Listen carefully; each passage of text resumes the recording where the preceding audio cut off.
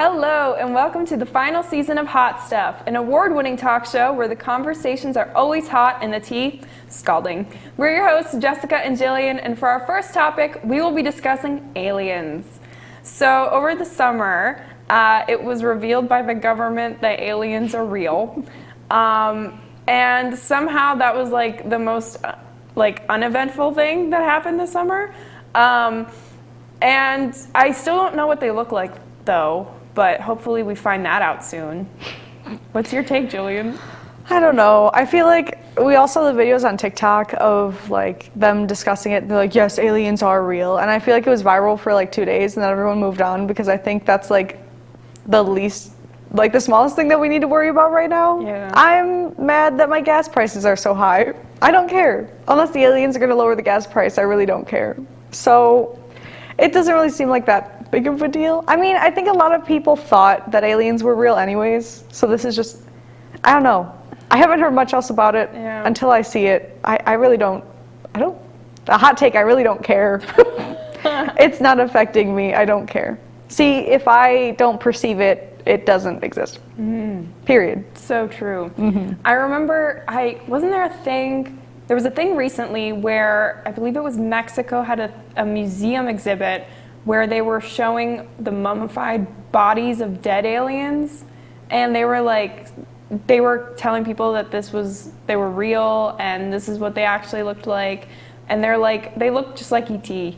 And I did not think a puppet from the 80s was going to be our closest representation of aliens, but I guess predicted so. it. I guess so. I think the only thing I really care about is like if they look like E.T., if they look like the blue people from Avatar. It's like, what range alien are we talking about? And I think that's probably one of the most important things I want to think about. Because like, I'm thinking about all the different movies where there's like different types of aliens. I think that's important to know. There was a Jeff Goldblum movie called like Earth Girls Are Easy, where he and Jim Carrey played aliens, and they looked like doodlebops. And I mean, is that a species of alien that we're going to be seeing? Are there different types? This is what we should be finding out. This is what we need to get to the bottom of. The alien report was didn't give enough detail. Like, I think if you want people to care about it, you gotta be more detailed. Like, you can't just bury the lead with like aliens are real. But like, where are they? What do they look like? Do they have a language? I want to know.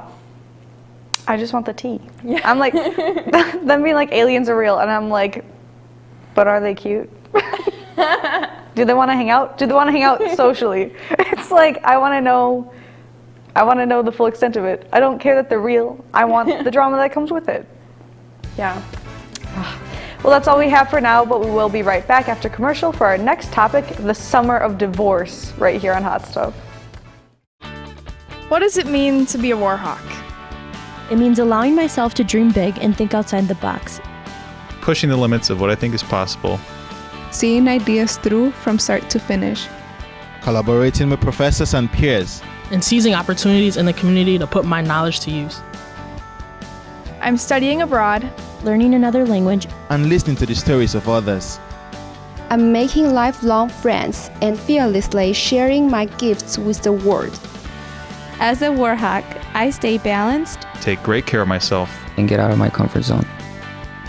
I refuse to let the past determine my future. And I'm taking confident steps in the direction of my dreams.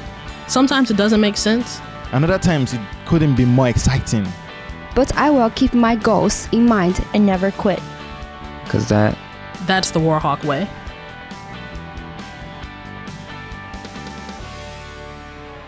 The UW Whitewater Bookstore is your one-stop shop for apparel, textbooks, and technology. Stop in for a wide selection of gifts from our alumni, family, and name brand sections. Need to purchase or rent a textbook? Head downstairs to Textbook Services. Check out our new custom shop and create personalized apparel for your organization. Need a charger, laptop, or headphones? Our new technology section has everything you might need. For more information and bookstore hours, visit uwwhitewaterbookstore.com. Welcome to the Anderson Library. a destination that offers many things to students and other people. At the library, there's a whole host of resources that you have. Support for your academics in terms of books, databases, other resources, that streaming videos that you're going to use for classes. And we do pet therapy once a week, alternating Mondays and Tuesdays. So that is something that any and all students, staff, and community members can come in and join us for. Well, on the main floor of the library, we have a big chess set, so that's pretty popular to have students come in, play chess. People get really into it. You can reserve a study room, or if it's just you're looking for something fun to do on the weekend, you can come check out our video games or our board games. You can also come check out and get a snack at their cafe. There is plenty of things to do at the Anderson Library besides just studying. For more information about the library's events and other topics, go to uw.edu/library. Are you bored on campus? Then come down to Warhawk Alley in the University Center. We have everything you need to take a break from your studies and have a great time. So come blow off some steam with our air hockey, darts, foosball, video games, 8 top-of-the-line Brunswick pool tables, and our 10-lane bowling alley. We have nightly specials, blacklight bowling, tournaments, and tons of chances to win prizes. For more information or to set up a reservation, call Warhawk Alley at 262-472-5681. Welcome back to Hot Stuff. Our next topic is the summer of divorce. This year has been rough for the couples. I think the most prominent divorce I've seen, and maybe this is just my age, but Joe Jonas and Sophie Turner getting divorced. That seems to be messy. Custody battles happening. I don't know what is in the air right now, but like it just seems like everybody, love is doomed, I think. This is a sign for all couples out there. Reevaluate your relationship. Communicate with your partner. I think that's something that we need to do. I know the Sophie Turner, Joe Jonas divorce is turning out very, very, very messy. Joe Jonas's PR team is working overtime to create this like picture of this narrative of her being like a party girl and whatever, when very clearly she's been very much a homebody and taking care of their kids and then working in London. Him like withholding their children's passports, trying to arrange custody stuff, fighting for full custody, it's just very, very messy. And I know that this is something I really want to bring up, and I'm sure you're excited too, but Sophie Turner being spotted with Taylor Swift and like the pictures of them talking, and it's like, you know, they spilled like the most like spiciest tea. And it was the next day that Sophie Turner like countersued him. Like she brought up the lawsuit with like the custody agreement. So I just know that dinner was crazy. If I could have been in that room, I would have paid so much money. What I would have done to be a fly in the wall in that restaurant. Oh my God. Listening to Sophie Turner spill the tea on her divorce. And I want to know if Taylor Swift brought up Travis Kelce at that dinner. But that's unrelated. I know that like the things that Joe Jonas has been saying is a lie, because Sophie Turner during the pandemic said that Joe was like bouncing off the walls, and she was enjoying staying home because she said in her own words that she didn't go out much anyway, so like she was fine with staying in, but he was the one that was struggling. If you look at their like previous TikToks that they recorded, they did like the little couples thing where they like point at each other for stuff, and it says like, who's like more of the homebody, and they're both like, oh my God, Sophie totally is, and I'm like, oh, but now she's a party girl. Sure, we just love making things up. And the fact that she like fought so hard to keep their kids away from like paparazzi and the media and everything, and that was something she was super passionate about. And then the moment Joe has their kids, they're like all over TV. He's taking pictures with them everywhere. It just makes me so mad. I'm like, divorce is fine. People can get divorced, but treat your partner or your ex-partner with respect. I think that's something that people need to remember. Absolutely. Well, our next topic is the SAG-AFTRA strike. So if you're not familiar, the Actors Guild and the Writers Guild have been taking a strike for the past few months because they wanted to demand better treatment and better benefits and rights for them in the industry. And they actually just reached a tentative agreement just a few days ago. So hopefully we'll be getting our content back. It's been so dry the past few months. And I mean, for good reason, but I'm excited to have our shows back. I think that this strike is long overdue. I know this isn't the first time that there's been strikes regarding the Writers Guild. I think that with media changing nowadays, especially with the creation of AI content, like you can't open up TikTok without seeing like voice actors' voices being used with AI like content creation. I know that like AI song covers are fun and everything, but there's literally a strike going on about it, and I think that's something that needs to be addressed more too.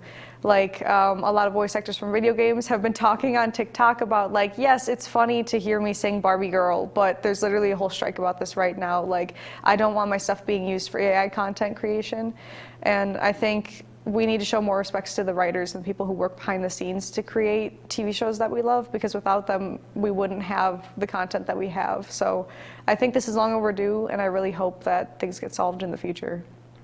Yeah, and I know like you brought up AI, and that's so true. Like we're still learning so much about it and what it can be used for. But also with streaming, that's still something that people are, that's still kind of a point of contention.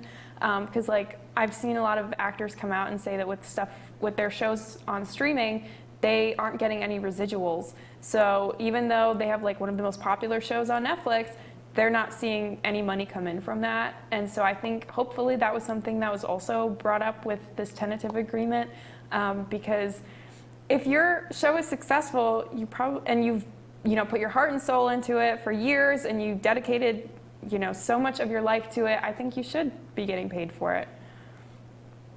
I agree. I really think that actors and actresses need to get paid for their streaming services. I really think that the people who create the shows need more respect, because the actors are funny, but they're only funny because the writers write them funny lines. And I think that's something that's very important and overlooked a lot, because we always, like, you watch your favorite shows and you can identify your favorite actors, but can you identify the people who wrote their lines? Not really. So I'm really glad that they're getting more attention. That's all we have for right now, but we will be right back after commercial for our next topic, Barbenheimer on Hot Stuff. We'd love to show you what it's like to be a Warhawk. Come on!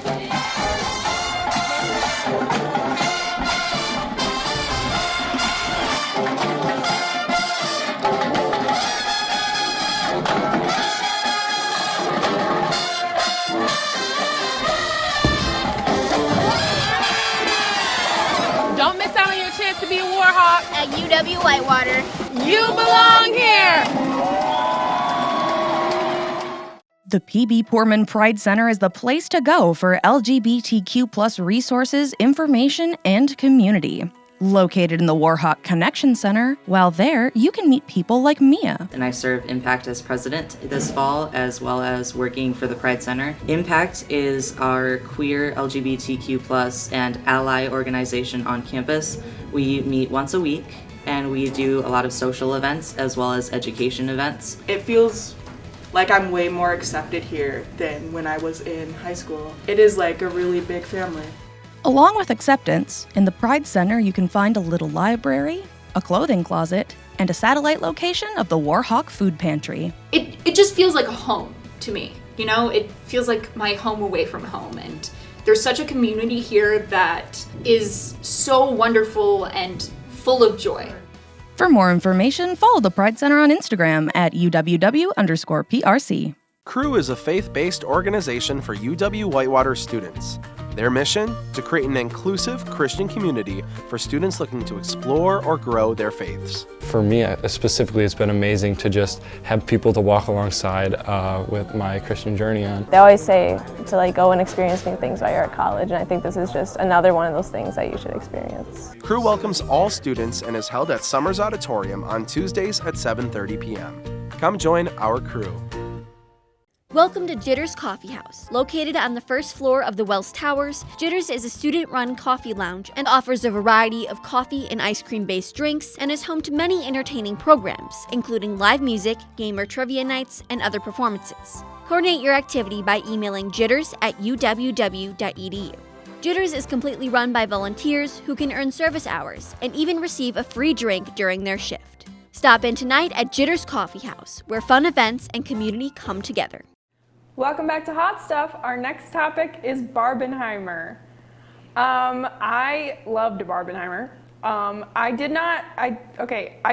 think I missed the point because I didn't double feature it, but I watched both of them separately, and I liked both of them. Oppenheimer left me a little bit scarred from that specific, like the one scene where they're in the gym and people are like cheering for him. That freaked me out a little bit. Loved Barbie though. Jillian and I actually saw it opening weekend right here in Whitewater, and we were like laughing the whole time. Great movie. Loved it. I loved watching it with you on opening weekend, like the part where they talk about Depression Barbie, and we both just like turn and stare at each other. Oh my God. I think Barbie was great. I know a lot of people are complaining like Barbie was just a commercial for a bunch of other things. I'm like, yeah, and I eat it up every time. Yeah. It's so cute. Her walking out with like the brand name like purse and stuff. I thought it was so funny. I loved it. The Duolingo ad, outstanding. It was so good. It was done so well. I saw Barbie 3 times in theaters. I saw it with you, I saw it with another friend, and then I took my grandmother to see it, and my grandma ate that up. It was amazing. I saw Oppenheimer a different time because doing a double feature was so much work, and I was tired. I'm old. I get tired. I don't want to watch like 6 hours of movies. Oh, yeah. But I saw both.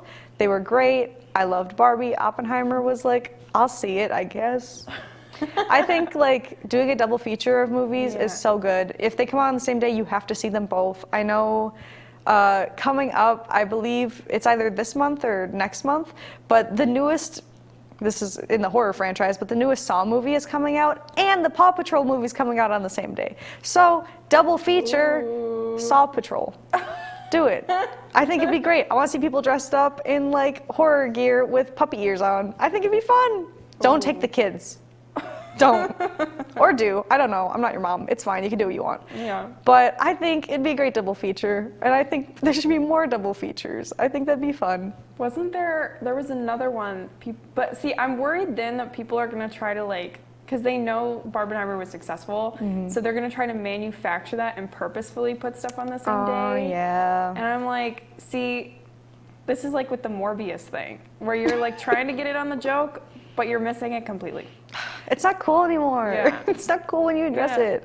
Yeah. It's boring now. I think there was 2 other movies. I think one of them was Bottoms, and then I think another movie that was like, I think The Nun 2 maybe, came out on the same day, and people were like, ooh, Barbenheimer 2, and I'm like, no, you can't replicate that. That was a once in a lifetime thing, and it worked this one time. I think it was special, and I want it to stay special. It's nothing sacred in media. It's nothing sacred anymore. God. It was special to me. It was special to me. Well, we will be right back after commercial for our next and favorite segment of today's show, Person of the Week, right here on Hot Stuff.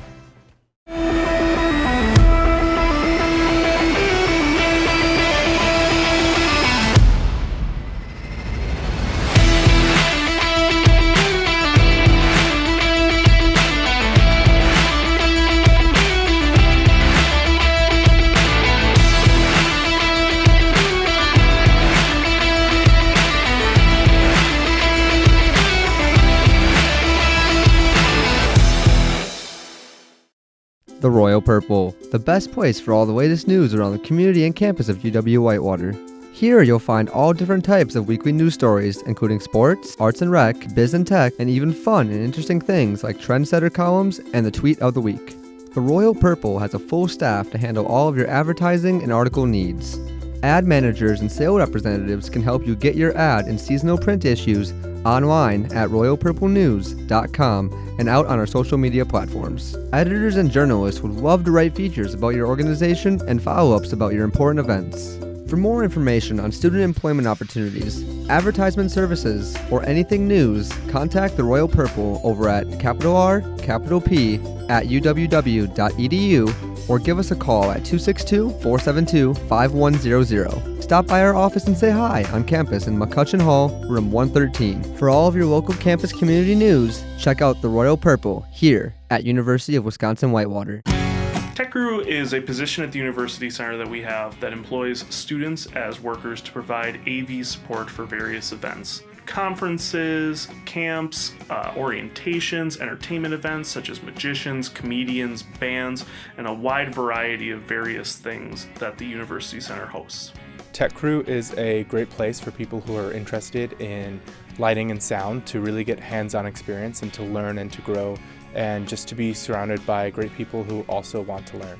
It is that atmosphere. It's fun, it's entertaining, you learn a lot. I've been here for a long time and I've learned a lot about various different types of people, different types of events. I've met a lot of connections that will help me later in life, and it's just fun to be around and do what you like to do in a setting where you can learn too. Sign up for Tech Crew today.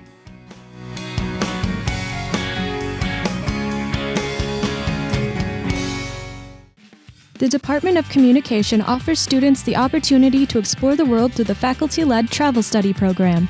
The course consists of both in-class lecture and a 3-week travel component at the end of the semester. You have a life that is insanely busy. You don't have to give up so much time to do a 3-week travel study, and you can compact a lot in 3 weeks. The course is worth 3 credits and is open to all majors. The program features group travel with peers and faculty.